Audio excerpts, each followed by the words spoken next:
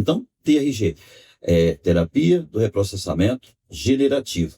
Porém, é uma ferramenta de trabalho para se usar no tratamento de um cérebro doente. Do mesmo jeito que nós temos, olha só, se um pedreiro, ele chega na sua casa com uma mala enorme. Sim. Cheio de ferramentas. Cheio de ferramentas. E cada ferramenta dele tem uma finalidade. Um cirurgião, ele vai fazer uma cirurgia, vem também a maleta dele de ferramenta. Tem que estar lá todas as ferramentas para poder tratar aquele corpo, tá? Um líder religioso tem as ferramentas dele para trabalhar isso. E a TRG também tem as suas ferramentas. As ferramentas da TRG, a mala da ferramenta da TRG, o especialista aprender um protocolo simples que ele está em cinco ferramentas. Então, ele vai utilizar a ferramenta do cronológico, a ferramenta do somático, a ferramenta do temático, a ferramenta da potencialização e a ferramenta do futuro. Então, ele vai aprender a trabalhar com essas ferramentas. Então, ele tem que aprender duas coisas. Em que momento ele vai usar essas ferramentas? Aí ele precisa estudar o cérebro humano. O cliente. Exatamente, é o cliente. Então, como que esse cérebro do indivíduo está em funcionamento? E como ele vai começando a perceber isso? Ele já tem essa percepção a partir das emoções dessa pessoa. Como as emoções dessa pessoa estão. Em que estado de alerta ela está. Aí tem aquelas que, para nós, especialistas em TRG, é alguém, por exemplo, que está em estado de alerta, é alguém que está ali com pânico, síndrome de pânico, ele está em depressão, ele está em ansiedade, crise de ansiedade. Então, aquilo para nós é uma informação. Esta informação demonstra que o cérebro inconsciente desta pessoa está em alerta. Se o cérebro consciente dessa pessoa está em alerta, o subconsciente dela está em alerta, esse cérebro está funcionando pela amígdala. E a amígdala está sempre inteiro colocando para ele perigo, alerta, perigo, alerta, perigo, alerta. Mas essa amígdala está falando perigo e alerta, qual a ferramenta que eu vou utilizar se eu tenho 5? Aí eu tenho que ter conhecimento de como está o teu cérebro e quais os traumas para que a ferramenta vai atingir os traumas e começar a dissolver os traumas. Normalmente, a gente começa com o cronológico. E o cronológico utilizando a própria estrutura cerebral para ir revelando o que tem dentro desse subconsciente. E aí a gente ele vai trazendo a informação através do cronológico, e esse cronológico vai revelando, por exemplo, dores no corpo, em várias partes do corpo. Porque toda doença do corpo, ela partiu de uma desordem cerebral, de uma energia ruim. Por isso que chamamos de doenças psicossomáticas. E aí nós temos a ferramenta do soma. O que é a ferramenta do soma? A gente vai começar também a trabalhar filmes em dores no corpo e revelando traumas que precisam ser dissolvidos. Entendi. E desse soma, aí nós vamos pegando temas para que essa pessoa vai trabalhando esses temas internos e vamos começar a destruir isso. Temas tipo rejeição, abandono, exatamente. Aí dá para perceber que esse cliente chegou no momento que a gente percebe que ele está tendo um padrão de rejeição por causa do comportamento. Aí a gente vai fazer filme de rejeição. E aí começa a abrir uma janela de problema, que aquela ferramenta está ali dentro, batendo naquilo. Essa janela acessa as memórias. Acessa as memórias. E quando acessa essas memórias, inclusive, quem faz terapia TRG, se tiver alguém que está nos ouvindo aqui e trata comigo, sabe exatamente disso. As primeiras sessões, muitas das vezes, são muito doloridas, porque a ferramenta precisa atingir a dor. Tem que atingir a causa raiz do problema, não a folha do problema. Então, para nós, quando a gente enxerga a folha, é porque precisamos atuar lá na raiz da árvore.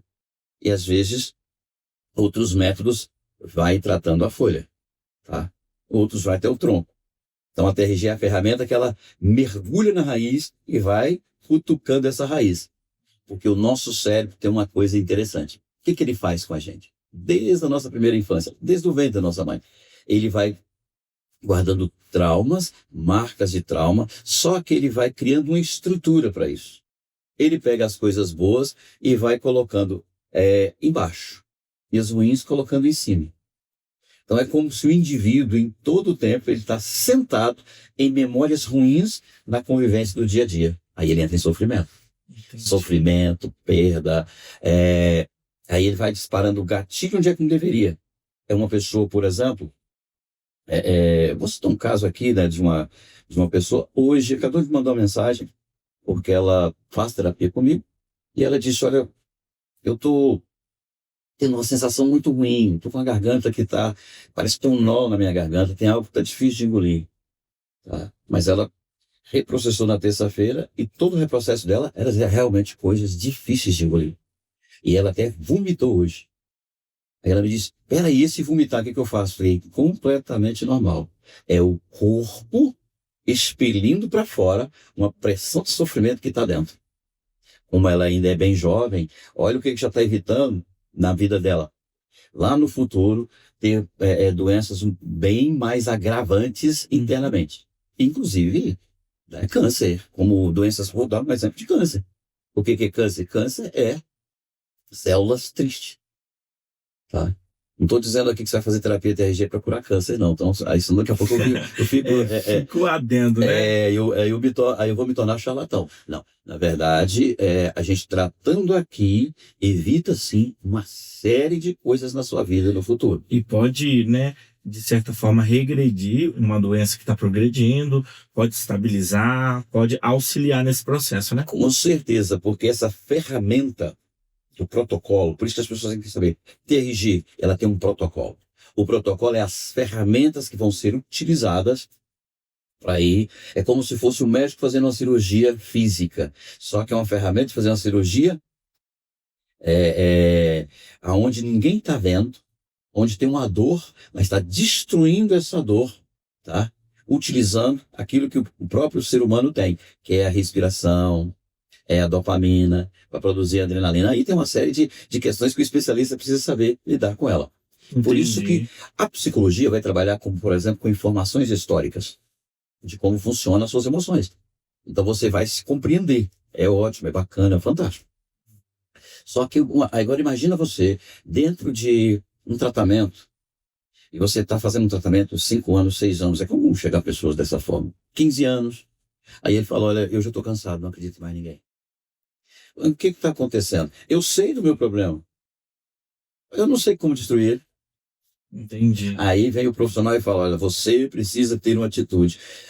É impossível essa pessoa ter uma atitude se ela tem uma barreira na frente dela. Uhum. Tá? Ela não está vendo a porta de saída, ela está num labirinto que ela está gritando e sofrendo, e ela sabe que está no labirinto, ela sabe que está no sofrimento, ela sabe que está doendo, mas ela não tem porta de saída. Entendi. E a TRG ela veio para fazer isso.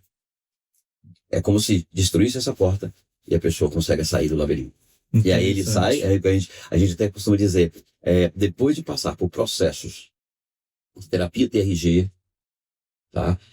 As pessoas dizem o seguinte, como é bom viver livre. Uau! E você mencionou mais 2, né? Que é A potencialização e o futuro. Aí como que funciona essas outras 2 ferramentas? Porque eu tô curioso aqui. Você gostou dessas 2? Eu anotei aqui na cabeça e eu falei, ó, ele não vai esquecer de falar essas 2 também, não. Sim, e o que é potencialização e futuro? E quando é que ela entra no tratamento? A pessoa, quando vai fazer um tratamento completo, aí ela já quer, lógico, ela vai melhorando, eu quero tudo. Aí a gente vai lá, trata os traumas da pessoa, ela tá bem, só que, porém, em muitos casos, e por muito tempo o sofrimento, o cérebro adquiriu um hábito. E qual que é o hábito dele? Perder. E o que nós temos que fazer com essa pessoa? Como ela não tem hábito de ganhar, hábito de ser cuidado, hábito de ser paparicado, hábito de ganhar, quando ela fica agora sem trauma nenhuma, ela costuma ficar meio que perdida. Peraí, agora eu já não quero ir mais para o ambiente de sofrimento. Mas também não estou gostando muito das pessoas querer bater palma para mim, querer dizer que eu sou bom. Isso também me assusta. Aí o que a gente faz? Dentro do processo, nós temos a ferramenta de potencializar a pessoa, sair desse hábito de perda e entrar para o hábito de ganho. Imagina você, Mateus, que vem de uma família, nasceu numa família lá que todos isso tem muito a ver até com ganho, tá? Todos têm um padrão de vida. Só que o padrão é aqui. Vamos colocar que são pessoas que vieram de um ambiente de muita escassez, de muito sofrimento. E aí, de repente, você está querendo ir mais longe. Você quer ir mais longe. Só que a sua convivência sempre está ali, tá?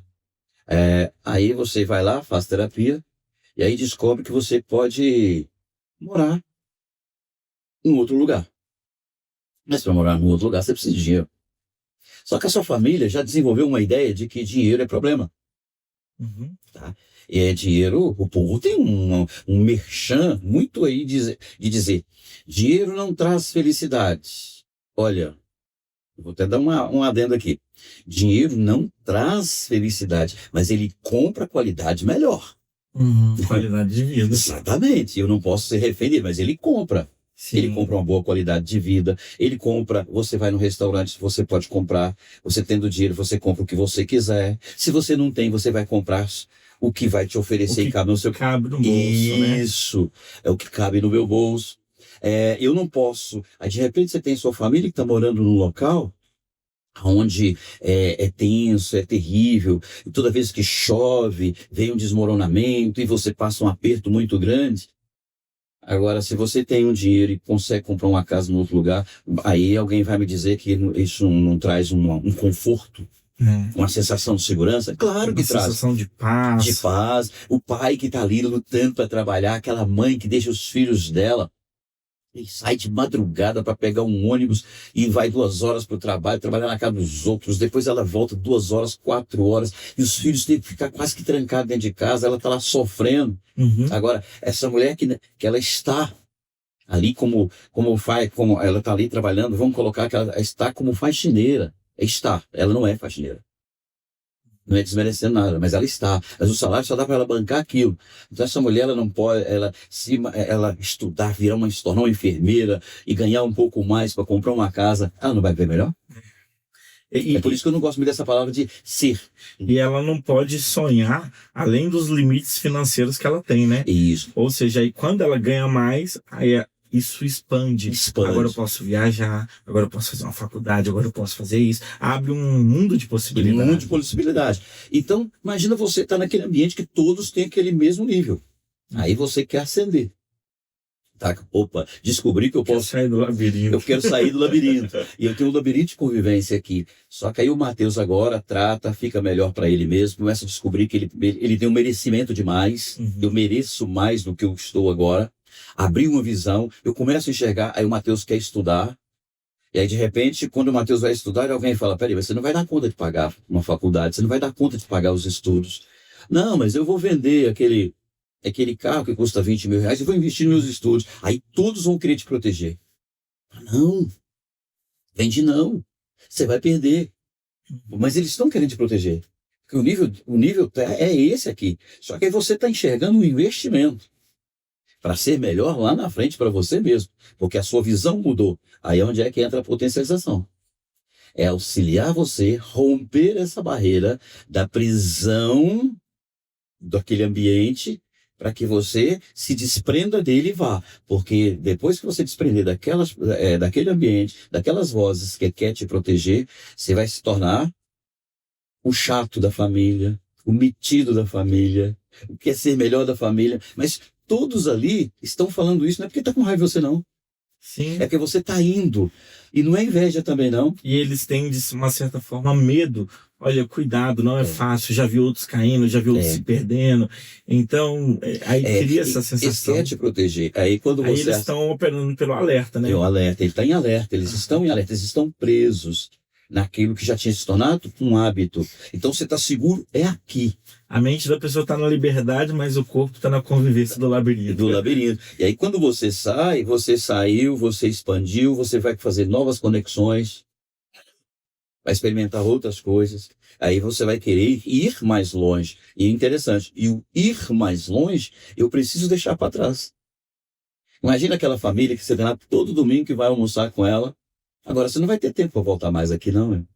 Você vai vir uma vez por ano. E de certa forma isso dói. E muito. Porque tem uma dependência ali. Tem uma dependência, esse ambiente é bom, só que aí você já foi para lá, aí você já foi para São Paulo, aí daqui a pouco você está em outro universo, e isso dói em você.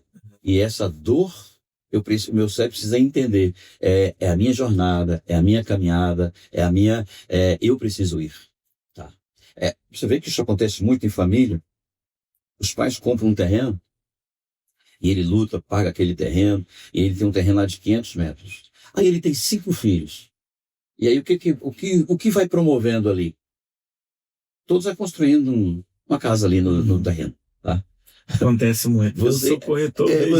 Você é corretor diariamente. Rapaz, aquilo parece muito bom, mas todos vão ficando presos a um não favorecimento individual. O que é isso? É o arriscar do outro. Ele não tem o exemplo daquele que comprou, lutou, pagou para ir para frente, para poder também. E é interessante que se ele é filho, se o pai morre, ele tem o dele, ainda tem a herança do pai, né? Olha só, ele expande. Estou colocando aqui a coisa bem... Agora, quando ele fica naquele ambiente, é como se aquele pai, aquela mãe falasse, olha, agora aqui você está acolhido. Você está seguro. E cria meio que uma sensação de débito, de dívida com a pessoa que cedeu, né, o terreno, e isso afeta inclusive a família. Toda. Imagina 5 filhos casados, morando no mesmo lugar. Eles não têm individualidade, não. Uhum. Aí tem uma coisa que parece boa, mas aí começa a vir os conflitos. A privacidade foi hackeada. Foi hackeada. Aí vem os conflitos. E se tem um que fala, eu estou indo embora, vou sair, todos falam, tá vendo? Negou a família. Aí por isso que a gente precisa estar livre de dependência emocional para ter a coragem de ir em frente. Aí a gente faz a potencialização. E ao mesmo tempo, a gente já trabalha a mente dessa pessoa lá para o futuro dela.